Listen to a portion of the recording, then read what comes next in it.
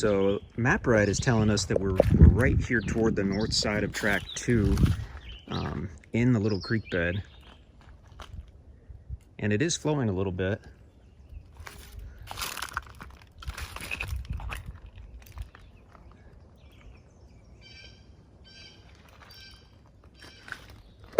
In this particular section, it's wide, it's got a gravel bottom, but we're just gonna walk to the south a little bit and keep the camera rolling and see what we can see. Probably a nice place to look for arrowheads. And now as we keep going southerly, it looks like it's getting a little rockier, so less gravel and more mid-size rock. And as we look essentially to both sides of the creek, it does rise up.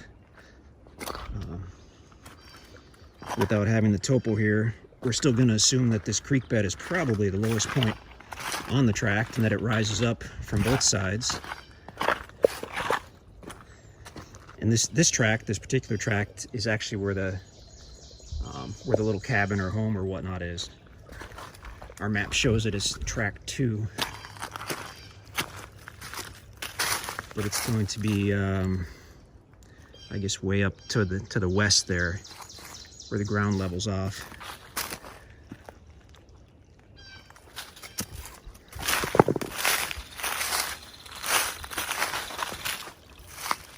Beautiful creek bed. This is extremely pretty.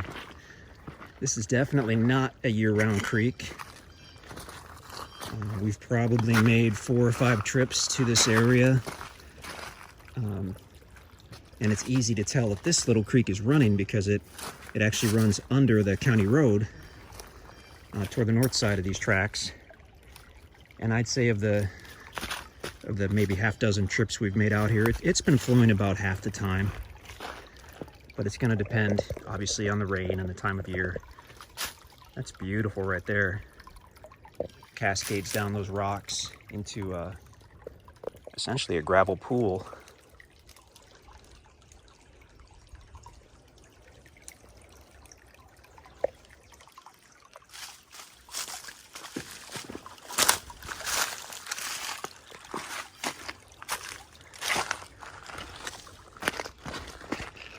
And this is neat. This looks like an area where 2 little creek beds come together.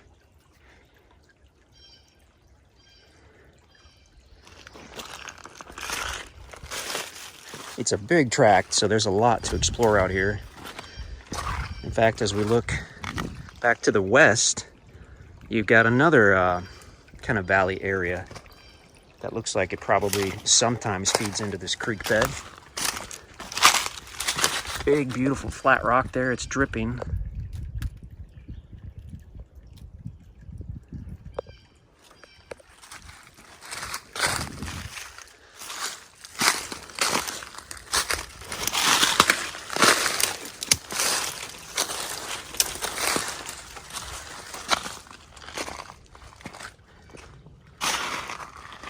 Very, very pretty. Just totally peaceful back here.